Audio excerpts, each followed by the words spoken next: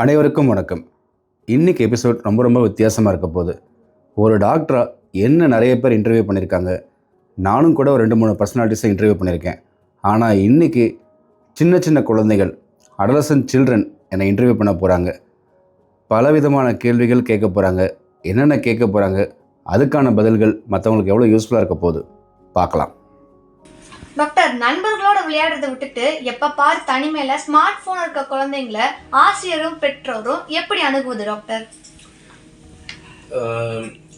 முதல்ல அந்த குழந்தைகிட்ட நம்ம ப்ராப்பராக ஒரு கவுன்சிலிங், அது டாக்டராக இருந்தாலும் சரி, பேரண்ட்ஸ், டீச்சர்ஸ் யாராக இருந்தாலும் சரி, அவங்கக்கிட்ட நீங்கள் எடுத்தோடனே அப்ரப்டாக போயிட்டு ஃபோன் பார்க்காத அப்படின்னு சொன்னோன்னா அவங்க மேலும் அதை செய்யலாம் போகிறாங்க. அதனால் ப்ராப்பராக அவங்கக்கிட்ட ஒரு டைம் ஒதுக்கி ஒரு 5 to 10 minutes இந்த மாதிரி ஃபோன் யூஸ் பண்ணுறதுனால என்னென்ன பிரச்சனைகள் வரும், பிற்காலத்தில் கண் பிரச்சனைகள் வரலாம், அவங்க ஹெல்த் ரீதியாக கேன்சர் வரலாம், அந்த மாதிரி அவங்களுக்கு கொஞ்சம் பயமுறுத்துறதுன்றல ஒரு விழிப்புணர்வு கொடுத்தா அவங்க கொஞ்சமாக அவங்க பக்குவமாவாங்க. அதே மாதிரி வீட்டில் பேரண்ட்ஸ் கிட்ட நான் சொல்ல விரும்புவது, நீங்கள் ஒரு விஷயத்த செஞ்சால் தான் அது உங்கள் குழந்தைங்களும் ஃபாலோ பண்ணுவாங்க. ஸோ நீங்கள் உங்கள் குழந்தைங்க கூட இருக்கிற டைம் ஒரு 6 to 9 இருந்தீங்கன்னா ஃபோன் யூஸ் பண்ணாமல் வேறு ஏதாவது ஒர்க் பண்ணுங்கள். உங்கள் குழந்தைங்க கூட நீங்கள் உட்காந்து பேசலாம், ஸ்பெண்ட் பண்ணலாம். ஃபோனை தூக்கி வச்சுட்டு அந்த 3-4 hours நீங்கள் இருந்தீங்கனாலே குழந்தைங்க அதை ஃபாலோ பண்ண ஆரம்பிச்சிடும். Okay doctor. Doctor, hand wash பண்ணுறது, ப்ரஷ் பண்ணுறது போன்ற பழக்கங்களோட எளிதாக ஒரு அறிவுரை சொல்லலாம், எது டாக்டர் சொல்வீங்க? நீங்கள் சொன்ன அந்த 2 விஷயமே ஒரு எளிதான விஷயங்கள் தான். நான் நிறைய பேர் ஃபாலோ பண்ணுறது இல்லை. அதுதான் சிம்பிள் லாஜிக். இப்போ நம்ம ப்ரஷ் பண்ணுறது இப்போ நீங்கள் காலையில் ப்ரஷ் பண்ணுறீங்களா, நைட் ப்ரஷ் பண்ணுறீங்களா? Morning one time, night one. Very good. மார்னிங்கோட நைட் ப்ரஷ் பண்ணுறது ரொம்ப முக்கியமான விஷயங்கள். மார்னிங்கும் ப்ரஷ் பண்ணணும். ஸோ 2 times ப்ரஷ் பண்ணுறது சிம்பிள் விஷயம் தான், ஆனால் செய்யணும். ஹேண்ட் வாஷ் பண்ணுறது, நம்ம எங்கேயாவது வெளியில் போயிட்டு வரோம் அப்படின்னா டெஃபினட்டாக சோப் போட்டு ஹேண்ட் வாஷ் பண்ணுறது மஸ்ட். வேறு வழியே இல்லைன்னா அட்லீஸ்ட் ஹேண்ட் வாஷ் பண்ணாமல் எந்த ஃபுட்டையும் தொட வேண்டாம். டாக்டர், இப்போ இருக்க பருவநிலை மாற்றத்தால் குழந்தைங்களுக்கு எந்த நோயெல்லாம் வர வாய்ப்பு இருக்குது டாக்டர்? இப்போ மழைக்காலம் முடிஞ்சு வின்டர் ஸ்டார்ட் ஆகிற டைமு. இப்போ மழைக்காலம் முடிவு நேரத்தில் டெங்கு, ஸ்க்ரப் டைஃபஸ்ன்னு சொல்லுவோம், இந்த மாதிரி காய்ச்சல்கள் நிறைய வரும். அதுக்கும் நம்ம உஷாராக இருக்கணும். அதே மாதிரி வின்டர் ஸ்டார்ட் ஆகும்போது வீசிங், சுவாசக்குழாய் சம்மந்தப்பட்ட பிரச்சனைகள், நுரையீரல் சம்மந்தப்பட்ட பிரச்சனைகள் நிறைய வரும். ஸோ இதுக்கு சிம்பிளான விஷயங்கள் தான். நம்ம ஒருத்தருக்கு யாருக்காவது வீட்டில் சளி இருமல் வந்தது அப்படின்னா மாஸ்க் போட்டுக்கலாம். அவங்க குழந்தைங்க ஸ்கூலுக்கு மோஸ்ட்லி அனுப்பவே கூடாது. பேரண்ட்ஸ் பண்ணுற இன்னொரு தப்பு அதுதான். சின்ன சளி தானே ஸ்கூலுக்கு போட்டோம்னா அவங்க மற்ற குழந்தைங்களுக்கு ஸ்ப்ரெட் ஆகும். ஸோ நீங்கள் ஏதாவது சின்ன ப்ராப்ளம் இருந்தாலும் ஸ்கூலுக்கு அனுப்பாதீங்க. பக்கத்தில் இருக்கவங்க ஸ்ப்ரெட் ஆகக்கூடாதுன்னா மாஸ்க் போட்டுக்கோங்க. சுத்தமான habits, healthy food habits and healthy நம்ம வாழ்க்கை முறைகள், அவ்வளோதான். Okay doctor. சார், எங்களை மாதிரி குழந்தைங்க காலையில சாப்பிடாம பள்ளிக்கு போயிடுறாங்க. இதனால அவங்க படிப்பு எவ்வளவு பாதிக்கும் சார்? படிப்பு மட்டும் இல்லைம்மா, உங்கள் உடல் நலமே பாதிக்கும். உங்கள் ஹெல்த்துக்கு ஒன் ஆஃப் த ஃபவுண்டேஷனே நீங்கள் மார்னிங் பிரேக்ஃபாஸ்ட்.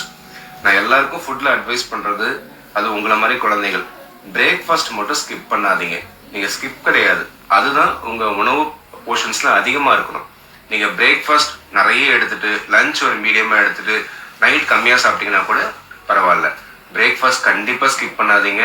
நீங்கள் என்ன ஒரு 10 நிமிஷம் முன்னாடி இருந்துறீங்க, இல்லை வேறு ஏதாவது வேலைகள் இருந்தால், ஹோம்ஒர்க் இருந்தால் நைட்டு செஞ்சு முடிச்சிருங்க. பிரேக்ஃபாஸ்ட்டுக்குன்னு ஒரு 10 to 15 minutes கண்டிப்பாக ஒதுக்குங்க. நீங்கள் சொன்ன மாதிரி உங்கள் படிப்பும் பாதிக்கும். அங்கே போனால் உங்களுடைய குளுக்கோஸ் லெவல் கொஞ்சம் கம்மியாக இருக்கனால சோர்வாக இருப்பீங்க, உங்களால் கான்சென்ட்ரேட் பண்ண முடியாது. அதை விட முக்கியமாக குழந்தைங்களுக்கு இப்போ அல்சர் ப்ராப்ளம், இந்த கேஸ்ட்ரைட்டிஸ்ன்னு சொல்லுவோம், நிறைய பேருக்கு வருது. இது it will lead on to many more health problems. அதனால ரொம்ப முக்கியம், பிரேக்ஃபாஸ்ட் ஸ்கிப் பண்ணாமல் சாப்பிடுங்க. டாக்டர், இப்போ இருக்க குழந்தைங்க ரொம்ப நேரம் தூங்குறது கிடையாது டாக்டர். அது அவங்களுடைய படிப்பையும் வளர்ச்சியும் எந்த அளவுக்கு பாதிக்கும் டாக்டர்? இது ரொம்ப அதிகமான பாதிப்பே இந்த தூக்கத்தினால தான் வரும். இப்போ நீங்கள் டெய்லி நைட் எவ்வளோ நேரம் தூங்குறீங்க? 8 hours. Very good. 8 hours மினிமமாக கண்டிப்பாக நம்ம ஸ்லீப்பிங் ஹவர்ஸ் இருக்கணும். நிறைய பேர் என்ன பண்ணுறாங்கன்னா, இப்போ என் பொண்ணு 10th தான் படிக்கிறேன்ட்டு நைட்டு ஒரு 10:30, 11 ஆகிடுது. அவங்க பெட்டுக்கு போகும்போது தூங்கும்போது பார்த்தீங்கன்னா 12 ஆகிடுது. காலையில் சீக்கிரம் எந்திரிச்சு ரெடி ஆகணுங்கிறதுனால 5-5:30 எழுந்திரிச்சிடுறாங்க. ஸோ இந்த 5.5 to 6 hours எனக்கு தெரிஞ்சு நிறைய குழந்தைங்க இந்த மாதிரி ஒரு இதில் சிக்கிட்டு இருக்காங்க. ஒரு 5 hours தான் தூங்குறாங்க. இது ரொம்ப அவங்க ஹெல்த்துக்கு பாதிப்பு உண்டாகும். நான் நிறைய சொன்ன மாதிரி தான், ஃபவுண்டேஷனே healthy food habits with healthy breakfast and good sleep. இது ரெண்டுமே குழந்தைங்களுக்கு இருந்தாலுமே ஒரு நல்ல ஹெல்த்தை கிரியேட் பண்ண முடியும். 7 to 8 hours minimum sleeping time இருக்கணும். அப்போ தான் ஹெல்த்தும் நல்லாயிருக்கும், அவங்க படிப்புலையும் ஃபோக்கஸ் பண்ண முடியும். ஓகே. எத்தனையோ ஃபீல்டு இந்த காலத்தில் இருக்கிறப்போ பல குழந்தைகள் டாக்டர் ஃபீல்டில் நிறைய இன்ட்ரெஸ்ட் காட்டுறாங்க. ஆஸ் எ டாக்டராக நீங்கள் ஏன் நினைக்கிறீங்க? இப்போ நீங்கள் கேட்ட கேள்வியிலேயே ஒரு 2 பாகமாக பிரிச்சுக்கலாம். எத்தனை குழந்தைகள் டாக்டர் தொழில் வேணும்னு விருப்பப்படுறாங்க, இல்லை எத்தனை பேரண்ட்ஸ் குழந்தைகளை ஃபோர்ஸ் பண்ணுறாங்க, இது 2ஆக பிரிச்சுக்கலாம். அப்படி பிரிச்சிங்கன்னா ஒரு 50% தான் குழந்தைங்களாம் இன்ட்ரெஸ்ட் எடுத்து இந்த ஃபீல்டை சூஸ் பண்ணுற மாதிரி இருக்கும். மற்ற 50% அவங்க அப்பா அம்மா ஒருவேளை அவங்க டாக்டர்னு நினச்சிருப்பாங்க, அந்த ஆசையை திணிப்பாங்க. இல்லை மெக்கானிக்கலாக அந்த காலை ஓட்டத்தில் எல்லாரும் டாக்டர் இன்ஜினியர் டாக்டரை படித்தா லைஃப்பில் செட்டில் ஆகிடலாம் அப்படிங்கிற மாதிரி அவங்க பேரண்ட்ஸ் நினைப்பாங்க. ஸோ எதுவுமே நான் தப்பு சொல்லலை, பட் ப்ராக்டிக்கலி ஸ்பீக்கிங் இப்போ நான் டாக்டராக இருக்கேன், நானே சொல்கிறேன், இந்த காலகட்டத்தில் ஆஸ் அ டாக்டர் நீங்கள் புதுசாக வந்து சர்வைவ் ஆகுதுங்கிறது கொஞ்சம் டஃப். அதனால் உங்கள் கேரியரில் ஒரே ஒரு விஷயம், இப்போ நீங்கள் படிக்கிற பசங்க உங்களுக்கு இன்ட்ரெஸ்ட் இருந்தா, அது மேல பேஷன் இருந்தா டெஃபினட்டா அதுக்காக ஃபோக்கஸ் பண்ணி படிங்க, சூஸ் பண்ணுங்க. இல்ல உங்களுக்கு இன்ட்ரெஸ்ட் இல்லாம யாராவது ஃபோர்ஸ் பண்றாங்கன்னா கட்டாயம் அவங்க கிட்ட நீங்க பக்குவமா சொல்லிட்டு உங்களுக்கு எந்த ஃபீல்டு பிடிக்குதோ அதை சூஸ் பண்றது தான் பெட்டர்னு நான் சொல்றேன். இப்ப இருக்க பேரண்ட்ஸ் வந்து படிக்கிறத தவிர்த்து எக்ஸ்ட்ரா ஆக்டிவிட்டிஸ் கத்துக்க சொல்றாங்க, லைக் டான்சிங், சிங்கிங் அந்த மாதிரி போக சொல்றாங்க டாக்டர். இப்போ அந்த மாதிரி நம்ம கத்துக்கிறது வந்து நம்மளோட விளையாடுற நேரமும் குறையுது, படிப்போட ப்ரெஷரும் சேருது, இதோட ப்ரெஷர் சேருது. அதை நம்ம எப்படி டாக்டர் சமாளிக்கிறது? இது என்னோட பதிவுகளையும் அடிக்கடி சொல்லியிருக்கேன், 3 பங்கா பிரிக்க சொல்லுவேன். அதாவது curriculum studies, extra curricular activities, sports, இது 3த்துக்குமே ஈக்குவல் இம்பார்ட்டன்ஸ் நான் கொடுக்க சொல்லுவேன். பேரண்ட்ஸ் கிட்டையும் இதை வலியுறுத்திருக்கேன், டீச்சர்ஸ் கிட்டையும் வலியுறுத்திருக்கேன், குழந்தைங்க கிட்டையும் சொல்லியிருக்கேன். ஸோ 3மே நம்ம லைஃப்க்கு முக்கியம்தான். ஃபியூச்சரில் நீங்கள் இண்டிபெண்ட்டாக ஏதாவது இது பண்ணும்போது, சப்போஸ் உங்களுக்கு இன்ட்ரெஸ்ட் வந்து எக்ஸ்ட்ரா கரிக்குலர் ஆக்டிவிட்டீஸில் இருக்குது, ஒரு சிங்கிங்கில், டான்சிங்கில், ஆர்ட்ஸில் இருக்குன்னா அதில் நீங்கள் பெரிய நீங்கள் சாதிக்கலாம். இல்லை உங்களுக்கு ஸ்போர்ட்ஸ் பிடிக்குன்னா ஸ்போர்ட்ஸ் மேனாக சாதிக்கலாம். ஸோ 3த்துக்கும் ஈக்குவல் இம்பார்ட்டன்ஸ் தாங்க. சார், மாணவர்களுக்கு படிப்புனாவே தனி ப்ரெஷர், எக்ஸாம்னா ரொம்ப ப்ரெஷர், சில பேருக்கு எக்ஸாம் ஃபீவர் வேற வந்துடுது. இதெல்லாம் நாங்க எப்படி சமாளிக்கலாம் சார்? ஒரு சின்ன விஷயத்த நம்ம ஞாபகம் வச்சுக்கணும். உனக்கு கிரிக்கெட்ல தோனி பிடிக்குமா? பிடிக்கும் சார். அவர் என்ன சொல்லுவாரு தான், always focus on the process, not the result. சரியா? நீ வந்து நான் எக்ஸாமில் பெரிய மார்க் எடுக்கணும், நான் சப்போஸ் நீ டாக்டருக்கு எய்ம் பண்ணினா நீட் பாஸ் பண்ணணும், இல்லை ஜெஇஇ பாஸ் பண்ணணும், அந்த மாதிரி ஒவ்வொரு விஷயத்துல எண்ட் ரிசல்ட்டை யோசிக்காம என்னோட ப்ராசஸ் என்ன, டெய்லி எனக்கு கொடுக்கப்பட்ட பாடங்களை படிக்கிறது, இந்த குறிப்பிட்ட நேரத்தில் படிக்கணும் அப்படின்னு அந்த ப்ராசஸை மட்டும் நீ கான்சென்ட்ரேட் பண்ணினா அந்த எக்ஸாம் ஃபீவரும் நீ பட தேவையில்லை, எந்த ஃபீவரும் வராது. ஸோ ப்ராசஸை மட்டும் கான்சென்ட்ரேட் பண்ணு, ரிலாக்ஸ் பண்ணுங்க. அதாவது நீ ஒரு 1 hour படித்தாலும் ஃபோக்கஸ்டாக படி, அப்புறம் 1/2 hour வேறு ஏதாவது வகையில் நீ ரிலாக்ஸ் பண்ணலாம், ஒரு நேச்சரோட போய் பால்கனியில் போய் உட்காரலாம், இல்லை லைட்டாக ஒரு 2 நிமிஷம் பாட்டு கேட்கறது தப்பு கிடையாது. ஆனால் திருப்பியும் அடுத்த 1 hour ஃபோக்கஸ்டாக படிக்கணும். ஓகேவா? Okay sir. சார், குழந்தைங்களுக்கு சூப்பர் ஹீரோ ஃபுட்னா நீங்க எதை சொல்வீங்க? சூப்பர் ஹீரோ ஃபுட்னு புதுசாக வாக்கியமாக இருக்குது. சூப்பர் ஃபுட் நல்லா வச்சுக்கலாம். சரியா? டெய்லியும் நம்ம சாப்பிட்ற நம்ம இந்தியன் பிரேக்ஃபாஸ்ட், லஞ்ச், டின்னர் இதுலேயே வந்து எல்லா நியூட்ரியன்ஸும் அடங்கியிருக்கு. உங்கள் வீட்டில் மார்னிங் பிரேக்ஃபாஸ்ட் யூஸ்வலாக என்ன சாப்பிடுவீங்க? சார், இட்லி. இட்லி, தோசை, கூட சாம்பார் வைப்பாங்க இல்லையா? அந்த சாம்பார்லேயே ப்ரோட்டீன் இருக்குது, இட்லியில் கார்ப்ஸ் இருக்குது, கார்போஹைட்ரேட் இருக்குது, கூட ஏதாவது சேர்த்துக்கிட்டாங்கன்னா அதில் ஃபேட்ஸும் வந்துடும். இப்போ லஞ்ச் ஃபுல் மீல்ஸ் தானே கொடுப்பாங்க, சாம்பார், ரசம், பொரியல். அந்த பொரியலில் வெஜிடபிள்ஸ் இருக்குது. சப்போஸ் நான்வெஜ் சாப்பிட்றவங்க தான் எக்கு சாப்பிடுவோம், அதில் ப்ரோட்டீன் இருக்குது. ஈவினிங் ஸ்நாக்ஸ்க்கு எக்கு, சாலடு, வெஜ் சாலட் இதெல்லாம் கொடுப்பாங்க. அதுவும் எல்லாத்துலேயுமே நம்ம இந்தியன் ஃபுட்டில் எல்லாமே இருக்குது. சூப்பர் ஃபுட்டு நம்ம எதுவும் பிடிக்க வேண்டாம், பேலன்ஸ்டு ஃபுட்டாக எல்லாமே கொடுத்தாலே போதும். நன்றி சார். சார், சமீப காலமா பள்ளி மாணவர்களுக்கு உடல் பருமன், நீரிழிவு போன்ற நோய்கள் அதிகரிப்பதற்கான காரணங்கள் என்ன சார்? இப்போ நம்ம கேட்ட 3 கேள்வியிலே அதுக்கு பதில் இருக்கு. ஃபர்ஸ்ட் சொன்னீங்கல்ல, நம்ம பிரேக்ஃபாஸ்ட்ல ஆரம்பிக்கிறோம், மார்னிங் பிரேக்ஃபாஸ்ட். இப்போ நீ சொன்ன அந்த சூப்பர் ஃபுட், நம்ம பேலன்ஸ்டு ஃபுட்டு, நம்ம ஃபர்ஸ்ட் நம்ம குழந்தைகள் கேட்ட ஃபுட், அதாவது ஜங்க் ஃபுட்டை நம்ம அவாய்ட் பண்ணுறது. அதோட முக்கியமாக நம்ம டெய்லி ஒரு 2 hours ஆகுது நம்ம நேச்சருக்கு போயிட்டு வரோம், அது அவுட்டோர் ஆக்டிவிட்டி. இப்போ நீ டெய்லியும் 2 hours விளையாடுறியா? சார். ஓகே. வீட்டுக்குள்ளே வீட்டுக்கு வெளியிலையா? வீட்டுக்கு வெளியே. Very good. அந்த மாதிரி வீட்டுக்கு வெளியில் ஏதோ ஒன்று, ஷட்டில் இல்லை சைக்கிளிங், நம்மளுக்கு பிடிச்ச விஷயங்கள் ஏதோ ஒன்று நம்ம செஞ்சாலே, இப்போ நான் சொன்னது 4 விஷயங்களும் சேர்த்தாலே ஒபிசிட்டி வராது. நீ சொன்னது ரொம்ப ரொம்ப முக்கியம். ஒபீஸாக இப்போ இருக்கிறவங்க பிற்காலத்துலேயும் ஒபீஸாக இருக்கிறதுக்கு 90% வாய்ப்பு உண்டு. அவங்களுக்கு ஹார்ட் ப்ராப்ளம், சுகர், எல்லா ப்ராப்ளமும் வர்றதுக்கு நிறைய வாய்ப்புகள் உண்டு. சரியா? Okay sir. நிறைய சீரியஸான சுச்சுவேஷன் இருக்க குழந்தைங்க நீங்க ஹேண்டில் பண்ணுவீங்க, அப்போ உங்க மனசுல எப்படி இருக்கும், அது எப்படி துடிக்கும்?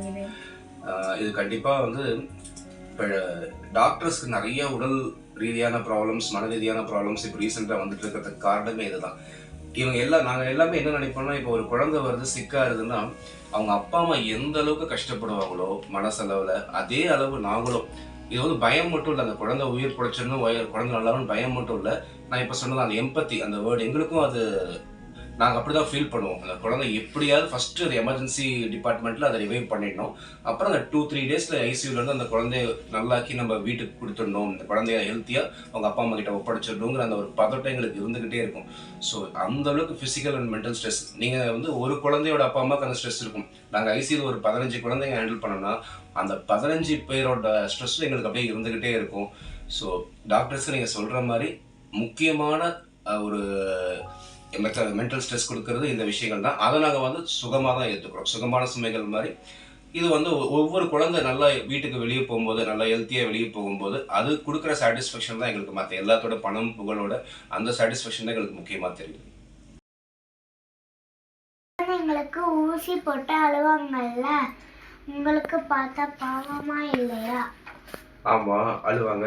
ஆனால் நான் ஊசியே போடுறது இல்லையே. நிறைய டாக்டர்ஸ் ஊசியே போடுறது இல்லை. யாரும் உங்ககிட்ட தப்பாக சொல்லியிருக்காங்க டாக்டர்ஸ் ஊசி போடுவாங்கன்ட்டு. நீ போகிற ஹாஸ்பிட்டலில் ஊசி போடுறாங்களா அவருக்கு?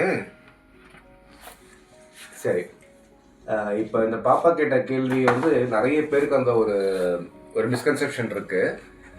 டாக்டர்ஸ் போட்ட, அதுவும் குழந்தைங்க டாக்டர் அந்த ரூம்குள்ளே நுழைஞ்சாலே கண்டிப்பாக ஊசி இல்லாமல் வெளியே வர முடியாது அப்படிங்கிற எல்லாருக்கும் அப்படி தான் எண்ணம் இருக்குது. இப்போ இருக்கிற ஜென்ரேஷன் ஒரு 95% யாரும் இன்ஜெக்ஷன்ஸ், அதாவது இப்போ நம்ம காய்ச்சலுக்கோ சளிக்கோ அந்த மாதிரி இன்ஜெக்ஷனே போடுறதில்ல. நாங்கள் போடுற ஒரே ஒரு இன்ஜெக்ஷன் வேக்சின் மட்டும்தான், அதுவும் குழந்தைங்களோட நல்லதுக்காக மட்டும்தான். மற்றபடி இப்போ இன்ஜெக்ஷன்ஸ் இல்லாமல் தேவையான மருந்துகள் மட்டும் கொடுத்தே தான் இப்போலாம் குழந்தைகள் டாக்டர் நாங்கள் சரி பண்ணிட்டு வரோம். அதுவும் குறிப்பாக நான் இன்ஜெக்ஷன் இது வரைக்கும் ஐஎம்மா பேராவோ இல்லை சளிக்கோ எந்த இன்ஜெக்ஷனும் நான் போட்டதே கிடையாது என்னோட 10 இயர் கரியரில்.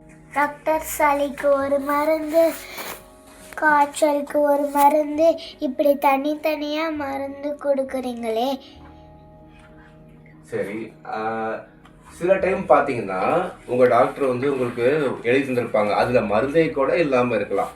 இது வந்து எல்லாமே உங்களுக்கு என்னென்ன பிரச்சனையோ அதுக்கு என்னென்ன தேவையோ அதுக்கு தான் நம்ம கொடுப்போம். இப்போ உனக்கு சளி மூக்கில் வருதுன்னு வச்சுக்கோ, அதுக்கு அந்த மருந்து கொடுத்தா மட்டும்தான் சரியாகும். இப்போ இருமல் இருக்குன்னு வச்சுக்கோ, அதே மருந்தை நீ இருமல் கொடுத்தா சரியாகுமா? சரியாகாது. ஸோ அதுக்கு ஒரு மருந்து. சில டைம் பார்த்தீங்கன்னா உனக்கு பிரச்சனை 4 பிரச்சனை இருக்கும், அப்போ 4 மருந்து தேவைப்படும். சில டைம் உனக்கு சின்ன பிரச்சனையாக இருக்கும், நீ பார்த்தீங்கன்னா அந்த ப்ரிஸ்கிரிப்ஷனில் ஒரே ஒரு மருந்து தான் இருக்கும். இத்தனைக்கும் நான் என்கிட்ட வரைச்சிருக்க குழந்தைகள் பிரச்சனை பெருசாக இல்லைன்னா ப்ரிஸ்கிரிப்ஷன் எம்டியாகவே நான் அனுப்பிச்சுட்ருக்கேன். அதாவது மருந்தே இல்லாமல் அட்வைஸ் மட்டும் பண்ணி கூட அனுப்பிச்சுட்ருக்கேன். ஸோ என்ன தேவையோ அதுக்கு மருந்து கொடுக்குறோம். குழந்தைங்களுக்கு ஸ்நாக்ஸ் தானே பிடிக்கும், ஏன் நீங்கள் சாப்பிடக்கூடாதுன்னு சொல்கிறீங்க? நீங்கள் சின்ன வயசில் சாப்பிட்டது இல்லையா? நானும் சாப்பிட்ருக்கேனே. தப்பு பண்ணதுனால தான் கொஞ்சம் ஃபீல் பண்ணி இப்போலாம் நான் எது தப்பு எது கரெக்டு அப்படிங்கிறதுக்காக என்னுடைய பசங்களுக்கும் சொல்கிறேன், என்கிட்ட வர குழந்தைங்களுக்கும் சொல்கிறேன். நீ என்ன ஸ்நாக்ஸ் உனக்கு ரொம்ப பிடிக்கும் சொல்லு. சரி, உனக்கு மட்டும் இல்லை, நான் யார்கிட்ட கேட்டாலும் அவங்க சொல்கிறது இந்த கடையில் வாங்குகிற லேஸு, குர்குரே, பீஸா இந்த ஐட்டம்ஸ் தான் சொல்கிறாங்க. ஸோ ஜங்க் ஃபுட்ஸ்னால் என்ன தெரியுமா உனக்கு? ஜங்க்னா தமிழ் என்ன தெரியுமா? நீங்கள் சாப்பிட்றது எல்லாமே ஜங்க் ஃபுட்ஸ் தான். ஜங்க்னா குப்பைன்னு அர்த்தம். நம்ம குப்பை தொட்டி இருக்குல்ல, அதுதான். ஸோ அப்போ இந்த குப்பையை போய் சாப்பிடுவியா? சாப்பிட மாட்டே தானே? Very good. இதே மாதிரி கடைசி வரைக்கும் நீ அதை ஒரு ப்ராமிஸாக பண்ணிக்கணும். ஜங்க் ஃபுட் சாப்பிடாம உனக்கு என்ன ஸ்நாக்ஸ் பிடிக்குமோ வீட்டில் சொல்லி ஒரு நாளைக்கு நீ ஃப்ரூட் சாலட் சாப்பிட்டுக்கோ, ஒரு நாள் நீ பாயசம் கூட ஸ்வீட்டாக சாப்பிடு, இல்லை வடை சாப்பிடு. வீட்டில் செஞ்சு ஹெல்த்தியான ஸ்நாக்ஸ் என்னன்னாலும் சாப்பிட்லாம், கடையில் மட்டும் வாங்கி சாப்பிடாத.